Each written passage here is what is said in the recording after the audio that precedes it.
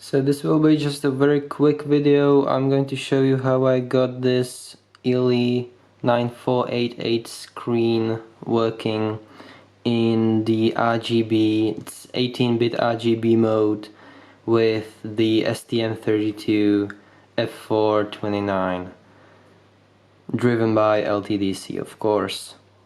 So this is the schematic of the display thing you saw, and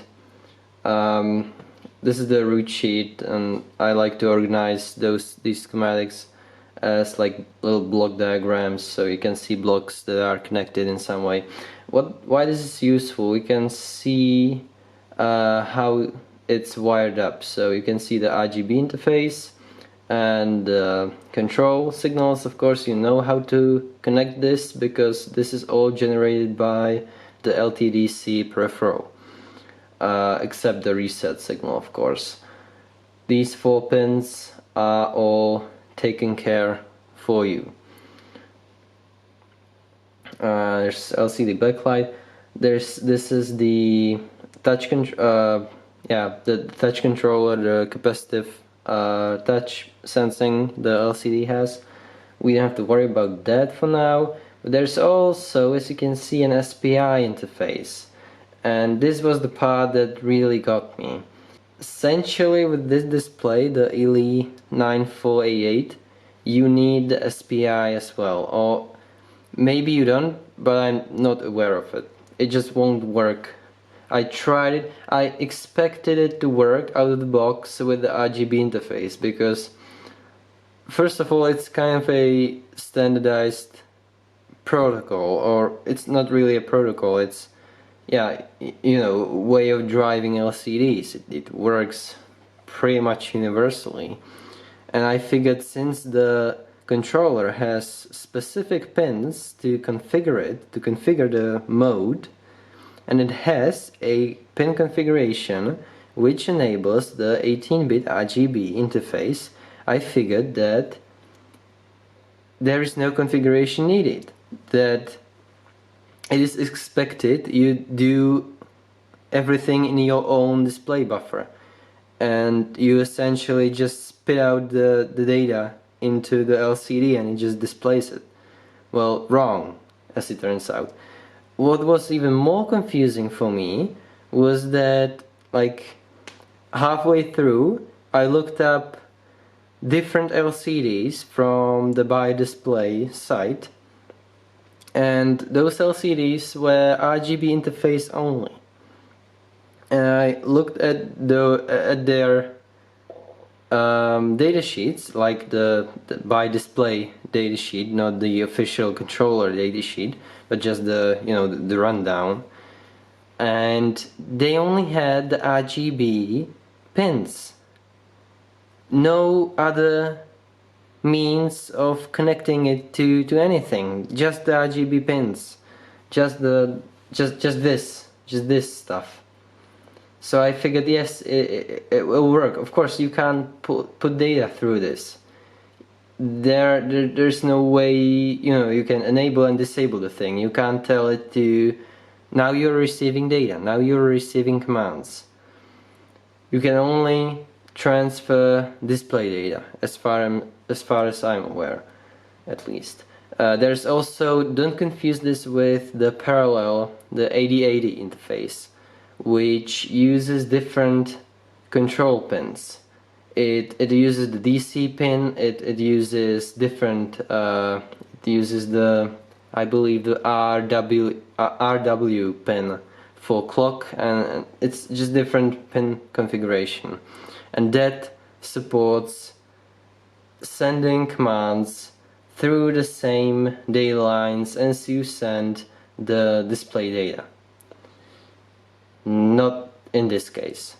So basically the startup procedure is to put the display into SPI interface mode through the configuration jumpers, which allow you to put it into RGB mode, but that's not the way you're supposed to do it. So you're going to put it into SPI mode, so I chose the 4-wire SPI, and you're going to tell it, you're going to set up a couple of parameters, and we'll check out those, and you're going to tell it to go into RGB mode. And that's it. It works after that. It works, no problem. So this is the code that I'm using. I want to show you the order of the communication essentially at startup. So of course you initialize your hall, your system clock, your GPIO, pull the chip select low, or yeah, high, anyways, and then you of course initialize your SPI, and I then like reset the LCD, and then I go into the initialization. So notice that we haven't yet initialized LTDC. We just enabled the SPI and resetted the LCD and waited sufficient amount of time. This is very important. If you pull the reset, I think this doesn't have to be this long. I think it worked with like 10 milliseconds. You know, it can be even less than that, I would guess. But you need to give it time. I haven't tried, you know, decreasing this. This is just that the code is very messy all around. It's just the proof of concept stage where I'm testing everything, so that when I order my boards, I can be reasonably sure that I'm not ordering coasters. Anyways, let's move on to the initializations. Of course, you select it. By the way, this is a code from a website. I forgot. I'm going to link that down below. This is, I think, the part where I'm not sure whether this delay is included in the original example. Just make sure that's there. Again, you are resetting the thing. You need to give it time. I didn't have this in here, but I did some modifications to this code, like quite a few modifications. Like for example, I'm using my own hardware initialization, whereas the examples have their own initialization, and it's different. I'm using my own, so that's why the structure's a little different, but you know, it works the same. And there are only a couple of commands you send in. You know, and those are like, you know, as you can see by the nodes, this is the most important one. These 2 bits select the RG, or enable the RGB, and enable or select the RGB clock as the main clock source. So those are really the most important ones. As you can see, yeah, this example is for the 9341, and it works quite differently. The actual registers are different. I had to change this and I pulled those values from the datasheet. So you can't just copy the example and, you know, expect it to work. It might, maybe, well, I doubt that. It has the ILI9341 has different procedure of enabling the RGB. That's it. Like it's very simplistic. You can go into the town. Of course, there are way more registers to pick from. As you saw at the beginning, the colors are kind of screwed up on my display. I have to figure that out. I think it's expecting different format than it's getting.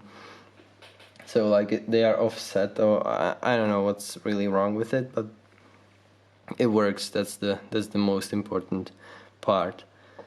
And the LTDC, if we check out that,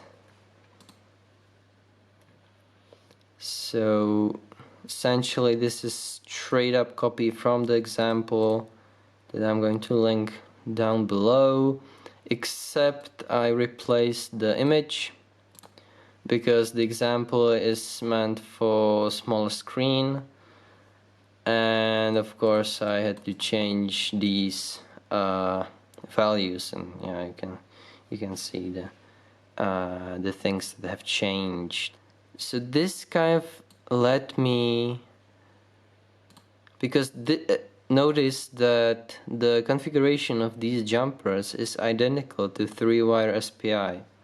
I ended up using the 4-wire SPI, so I actually have it connected like this for my RGB interface. Again, I can't stress this enough. You are setting the display into SPI mode. Yeah, and also don't forget about these resistors if you're using this exact module. As you can see, they are not mentioned anywhere else. So that's also kind of a gotcha.